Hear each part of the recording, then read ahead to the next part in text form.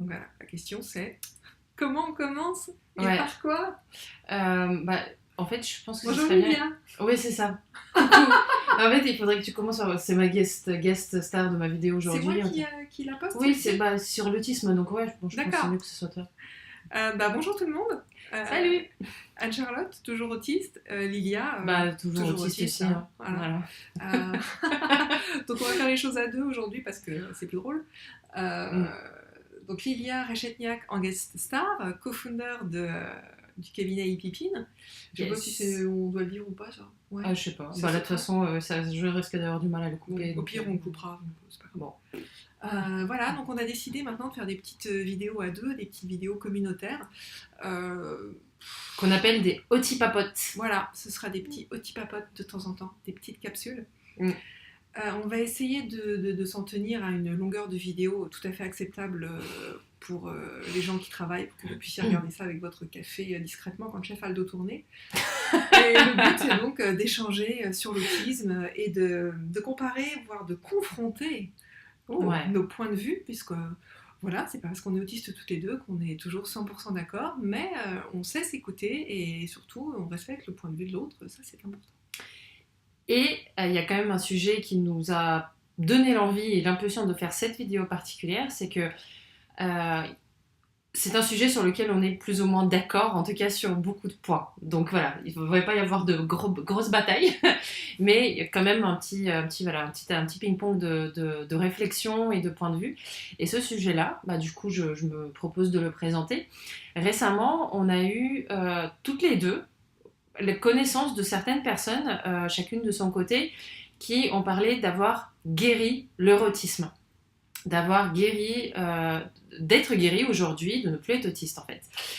Et ça nous pose pas mal de questions parce que ça fait écho à une réflexion qu'on menait déjà d'ailleurs toutes les deux, c'est quand on parle d'autisme, on parle de quoi? Sachant qu'aujourd'hui, il est très très difficile de trouver une définition bien délimitée quoi, sur l'autisme. Oui, ça reste très flou. Le spectre, les troubles du spectre autistique sont compris dans un éventail hyper large qui regroupe des particularités spécifiques, mais qui vont se manifester de façon différente, et avec une force différente en fonction des individus. Bien sûr, il va y avoir des problèmes sociaux, il va y avoir des problèmes de communication, il peut y avoir d'énormes problèmes d'organisation, il peut y avoir d'autres caractéristiques qui peuvent être assimilées à tout ce qui va être le vilain mot trouble, dyslexie, dyscalculie, ce genre de choses. Mais finalement, quand on dit autiste, on parle d'une personne qui va être porteuse d'un package de ces caractéristiques-là.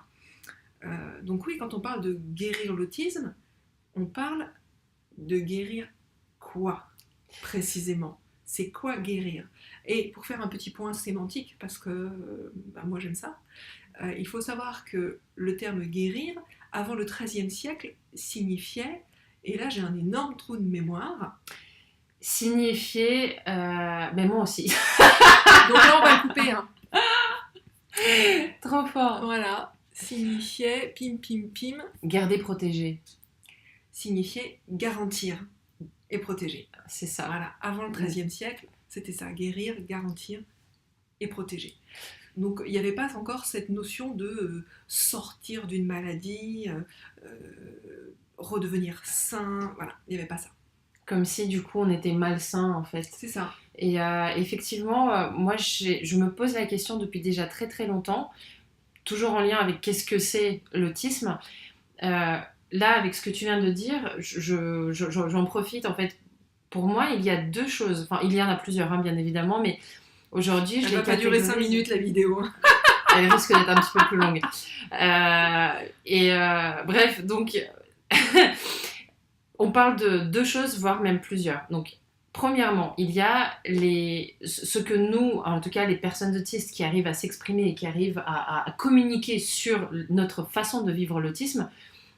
Il y a, par exemple, le sens du détail, une sensibilité exacerbée, une difficulté à comprendre le second degré, une communication très franche, très directe, etc., etc. Donc il y a pas mal de choses. Et de l'autre côté, il y a les situations de souffrance que peuvent engendrer certaines de ces particularités, de ces caractéristiques, des situations de tristesse, d'exclusion, de discrimination, d'incompréhension de la part des autres. Et donc, quand on parle d'autisme, est-ce qu'on parle du numéro 1 ou du numéro 2 ? Parce que, du coup, ce qu'on se disait tout à l'heure, et puis depuis déjà plusieurs jours, c'est que moi, je veux bien enlever la partie souffrance. Et je sais qu'il y a énormément de parents, notamment d'enfants autistes, qui peuvent se dire, moi, si je pouvais guérir mon enfant, je le ferais. Ça, effectivement, et je pense très sincèrement, moi, qu'on peut en guérir, entre guillemets, hein. Mais par contre, je ne veux surtout pas me débarrasser de tout ce qui est sous le chapeau du numéro 1, quoi, toutes les belles caractéristiques. Et là, véritablement, on touche le cœur du problème. C'est-à-dire que si on prend, par exemple, la sensibilité, l'hypersensibilité, ça fait qu'on peut on peut avoir des réactions, on a des réactions qui peuvent être disproportionnées par rapport à ce qui nous arrive de l'extérieur. L'hypersensibilité par rapport à un mot qu'on va recevoir, qu'on va prendre bien ou mal. Mais justement, en fonction de ce que ça va générer chez nous, ça peut être extraordinaire, ça peut être une source de bonheur, mais fabuleuse, mais ça peut aussi être une source d'humiliation et de souffrance. Mais ça, ces deux choses, je vais poser mon dinosaure, ces deux choses-là sont en fait une même médaille avec, donc là on arrive vraiment à ce qui s'appelle le revers de la médaille. C'est-à-dire que d'un côté, on va avoir tout ce que ça peut générer de positif comme ressenti, entendre des petits détails, pouvoir s'arrêter sur le chant d'un oiseau, sur le vent qui va juste faire frémir les feuilles des arbres, pouvoir s'émerveiller devant une lumière et prendre un instant pour l'observer, ça fait partie aussi de l'hypersensibilité. Et c'est très poétique, vous mais oui, remarquez. En plus. On fera un sujet là-dessus. Et ça, c'est quelque chose dont je pense personne n'a véritablement envie de se débarrasser. Tu veux t'en débarrasser, toi ? Pas du tout. Non plus. Mais de l'autre côté, on va aussi ressentir d'une façon très violente une pétarade de mobilette qu'on va ressentir dans nos tripes. Et là, c'est pas une expression, c'est-à-dire qu'on sent vraiment les cellules qui vibrent et qui souffrent.